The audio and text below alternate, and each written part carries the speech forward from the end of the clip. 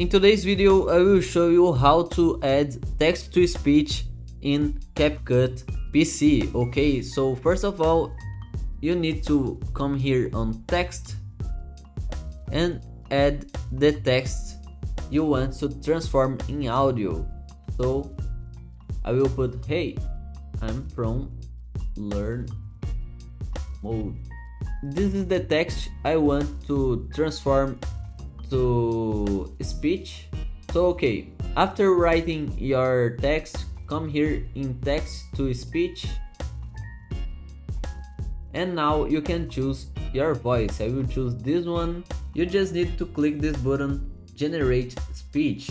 Now you just need to wait a little bit, and this is the final results. Hey, I'm from Learn Mode.